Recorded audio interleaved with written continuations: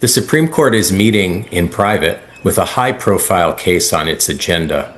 President Donald Trump's restrictions on birthright citizenship that would deny citizenship to children of people who are in the country illegally or temporarily. The court could say as soon as Monday whether it will hear the administration's appeal of lower court rulings that have blocked citizenship restrictions. They have not taken effect anywhere in the United States. All this comes back to one fundamental issue, Mr. President, which is leadership. I think 60 people, the biggest, the best, the willing, came forward because of your leadership, because you weren't going to take no for an answer, and they know it. We are building a robust and safe, I emphasize that, safe system. It's going to protect the data better than we could have imagined. We're going to be able to accomplish goals that all of us wished from day one that would be in place. These pledges are now confirmed. They're signed in public. You have therefore empowered Americans to own their property, which is their medical records. Okay, so what happened in that federal courtroom on October 30th, 2025 is going to go down as one of the most devastating and consequential moments in American legal history, and quite possibly the single worst day Donald Trump has ever experienced in his entire turbulent life, full of legal battles and controversies. A federal judge systematically and methodically dismantled Trump's carefully constructed defense arguments point by point, lie by lie, claim by claim, in a brutal and comprehensive takedown that left the entire courtroom in stunned and uncomfortable silence before eventually erupting into audible gasps from shocked observers who simply couldn't believe what they were witnessing unfold in real time right before their eyes. But here's the thing. The judicial dismantling of Trump's defense wasn't even the worst part of what happened that devastating day in court. The worst part by far was what actually triggered the judge's comprehensive demolition of every defense argument. Trump's own lawyer, someone who had been deep inside his legal defense team for years with complete access to the most sensitive and privileged communications imaginable, completely flipped under cross-examination and confessed in devastating detail to the obstruction schemes that Trump has been desperately and publicly denying for years to anyone who would listen. This wasn't carefully planned testimony from a cooperating witness who had quietly cut a deal with prosecutors months ago behind closed doors. This was a lawyer who cracked right there on the witness stand under intense pressure from skilled prosecutors and started spilling absolutely everything they knew about Trump's direct personal orders to conceal evidence, hide classified documents from federal investigators, and obstruct justice at every single turn throughout the investigation. The betrayal was complete and total. It was devastating beyond anything Trump's legal team had prepared for or even imagined possible. And it ignited absolute chaos in that courtroom as everyone present, lawyers, reporters, observers, court staff, tried desperately to process the magnitude of what they had just witnessed unfold. But before we go any further, real quick, let's be honest, you can't really trust mainstream media anymore. That's why we built Pump Politics, to bring you real stories, real context, and no corporate spin. If you want to stay ahead of the headlines, join our free newsletter. We'll send the news straight to your inbox every day. Just click the link in the description to join. And if you just want to support what we're doing, join us. Be part of the community that actually cares about the truth. All right, let's get back to the video. Arguments probably will be heard in the spring, with a decision expected by early summer. The Supreme Court has sent mixed signals on some of the emergency matters it has dealt with regarding immigration. On the one hand, the justices prevented Trump from using the Alien Enemies Act to quickly deport suspected Venezuelan gang members without court hearings or any sort of due process. On the other hand, the court allowed the resumption of broad immigration stops in the Los Angeles area after a lower court had blocked them. Think very carefully about what it means for a lawyer to flip on their own client right there on the witness stand during actual live testimony in open court. This person had attorney-client privilege protecting every single one of their communications with Trump throughout their entire professional relationship. They were supposed to be firmly on Trump's side in this legal battle, bound absolutely by sacred professional obligations and legal ethics rules to protect their client's interests zealously and keep his secrets confidential forever, regardless of personal cost. But federal prosecutors had already obtained a crime fraud exception ruling from the court that pierced the privilege entirely, meaning the lawyer could be legally compelled to testify about communications that would normally be absolutely protected because Trump had used those communications to further ongoing criminal activity rather than to receive legitimate legal advice about his situation. When that lawyer took the witness stand and prosecutors started asking detailed and probing questions about what they had witnessed and heard, whatever remaining personal loyalty or professional obligation existed shattered completely and totally under the intense pressure of cross-examination by experienced federal prosecutors who knew exactly which questions to ask. The lawyer confessed to having direct first-hand knowledge of obstruction schemes that Trump had orchestrated. They described in specific detail Trump's direct personal orders to hide evidence after grand jury subpoenas had been issued requiring its immediate production to investigators. They exposed internal defense strategies that Trump's team had been using to evade clear legal obligations and systematically deceive federal investigators at every opportunity. Every single word that came out of their mouth under oath directly and completely contradicted what Trump has been saying publicly for years about his complete innocence and his supposedly lawful conduct regarding the classified documents he kept after leaving office. The federal judge's response to this explosive and damaging testimony was equally devastating for Trump's already precarious legal position in the classified documents case. After hearing the lawyer's detailed confession and carefully evaluating their demeanor and credibility as a witness, the judge ruled explicitly from the bench in open court that the witness was credible and believable, and that their sworn testimony systematically dismantled the defense's claims one by one until nothing remained. That's not just an adverse evidentiary ruling on some technical legal point. That's a federal judge going officially on the record saying that Trump's entire defense is built on lies and fabrications that have now been completely exposed by his own lawyer's devastating testimony. The judge found the lawyer's detailed account of Trump's direct personal involvement in obstruction schemes to be believable, credible, and fully supported by other evidence already in the case record.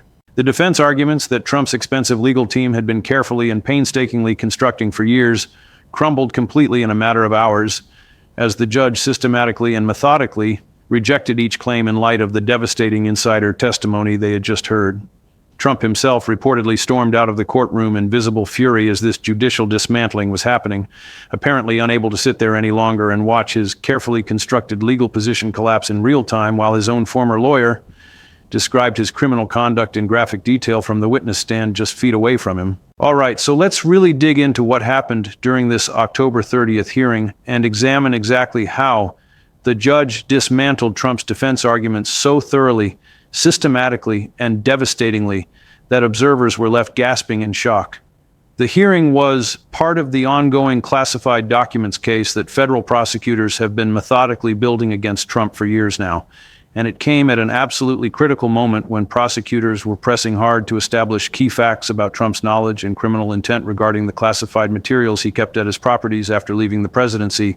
The defense had been arguing various theories over the preceding months, that Trump genuinely believed he had properly declassified everything before leaving office, that he didn't actually know classified materials were mixed in with his personal items and memorabilia, that he relied in good faith on lawyers who gave him incorrect advice about what he could keep, that any retention of classified materials was inadvertent and accidental rather than willful and deliberate. Each of these carefully constructed arguments was specifically designed to create reasonable doubt in jurors' minds about whether Trump had the criminal intent required for conviction on the serious charges he faces. The lawyer who flipped so dramatically had been physically present during the critical period when these various defenses were being constructed and when the underlying criminal conduct was actually occurring in real time. They sat in confidential strategy sessions where Trump and his inner circle discussed exactly how to respond to grand jury subpoenas, demanding the immediate return of classified materials to the government. They heard Trump give specific and detailed orders about what to do with certain documents and how to handle increasingly aggressive inquiries from federal investigators. They witnessed firsthand the enormous gap between what the defense was planning to argue publicly in court filings and media statements and what had actually happened behind closed doors at Mar-a-Lago and other Trump properties. When prosecutors put this lawyer on the stand and started asking detailed probing questions under oath, the answers they gave demolished every single defense argument the Trump team had carefully built over years of legal maneuvering. On the declassification argument that Trump has pushed relentlessly in public, the lawyer testified under oath that Trump knew perfectly well the documents were still classified and had absolutely not been declassified through any proper process before he left office. This testimony directly and completely contradicted Trump's repeated public claims that he had a standing declassification order that automatically declassified everything he took, or that he could declassify things just by thinking about it without any formal process. The lawyer had been in the room during the relevant time period when Trump discussed these materials privately, and Trump never once claimed they were declassified until after the investigation started heating up, and he desperately needed a defense to explain why he had them. The contemporaneous private conversations the lawyer witnessed showed clearly that Trump understood perfectly well the documents were classified and highly sensitive, which is precisely why he wanted to keep them hidden from investigators rather than simply returning them to the government as the law required. On the inadvertent retention argument that defense lawyers had floated, the lawyer testified unequivocally that the retention was absolutely deliberate and intentional, and that Trump gave specific direct orders about keeping certain classified materials rather than returning them to the government as legally required. This wasn't a case of boxes accidentally getting mixed up or mislabeled during a chaotic and rushed move from the White House to Florida. This was Trump specifically and personally directing that classified documents be kept at his private properties, despite knowing full well they legally belong to the government, and despite receiving formal legal demands for their immediate return.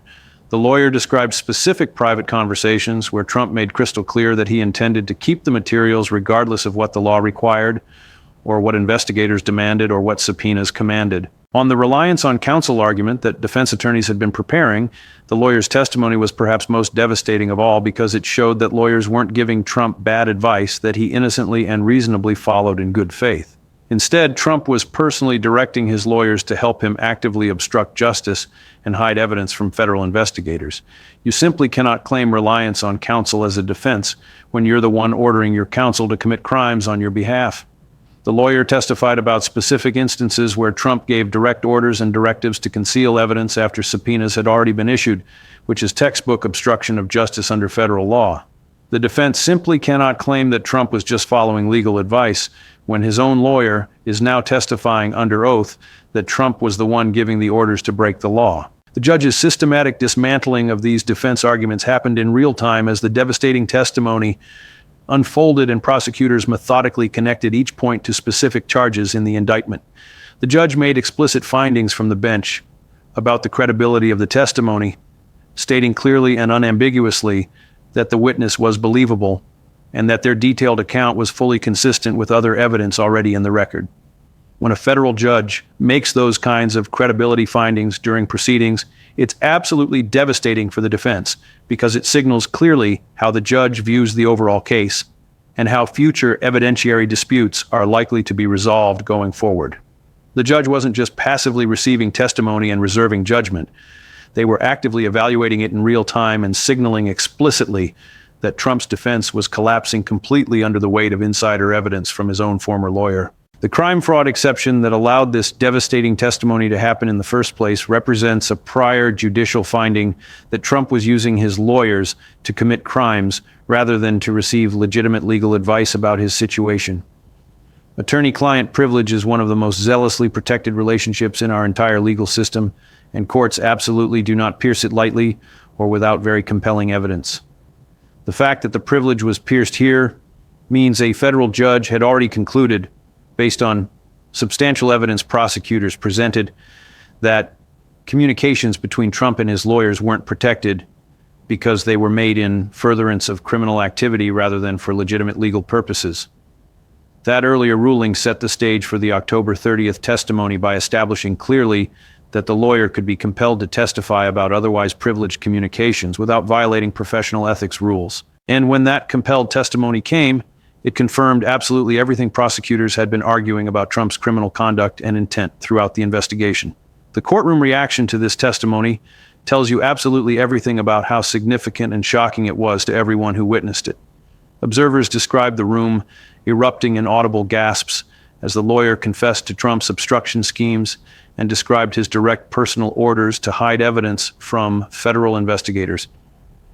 That kind of visible and audible reaction from people in a courtroom is extremely unusual and indicates that something genuinely shocking and unexpected was happening that even experienced observers hadn't anticipated.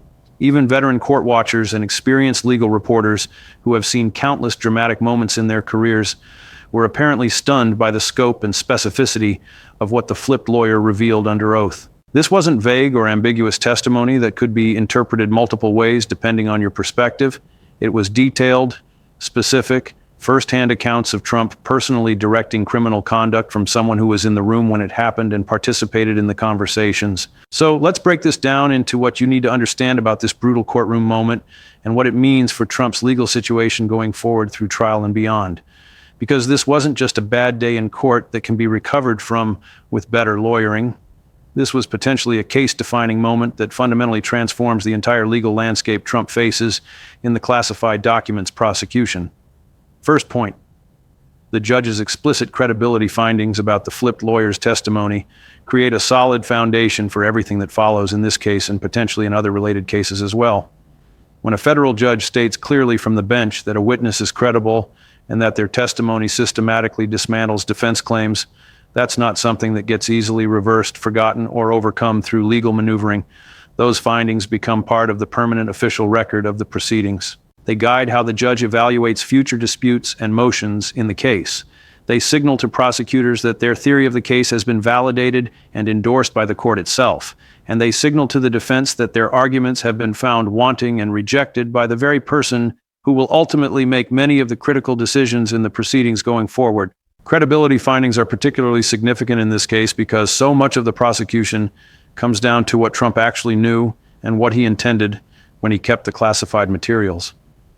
The classified documents charges require prosecutors to prove beyond reasonable doubt that Trump willfully retained materials knowing full well he wasn't authorized to have them anymore after leaving the presidency. Trump's defense has been carefully built around creating doubt about that knowledge and intent. Maybe he genuinely thought they were declassified through his presidential authority. Maybe he didn't realize what was actually in the boxes. Maybe he relied on lawyers who told him everything was fine and legal. The flipped lawyer's testimony directly addresses all of these questions with first-hand evidence that Trump knew exactly what he was doing and intended to keep classified materials despite clear legal obligations to return them. With the judge finding that testimony credible, the knowledge and intent elements that Trump's defense was trying to contest are now supported by credited insider evidence that will be very difficult to overcome. Second point, this testimony connects to and powerfully reinforces all the other evidence that has emerged against Trump in this case, creating a comprehensive and overwhelming picture of criminal conduct that becomes harder and harder to explain away or dismiss. We've discussed at length in previous videos the Bedminster recording where Trump himself acknowledged possessing classified documents he knew perfectly well he couldn't declassify anymore because he was no longer president. We've discussed other lawyers who have testified about Trump's conduct under crime fraud exceptions that pierce their privilege. We've discussed the documentary evidence showing exactly what materials Trump had at his properties and how he responded to demands for their return. Now add this devastating October 30th testimony to that already substantial mix, and you have multiple completely independent sources of evidence all pointing in exactly the same direction. Trump knowingly kept classified documents, understood perfectly they were classified and couldn't be declassified by him anymore, gave direct orders to hide them from investigators, and personally directed obstruction of the investigation into his conduct.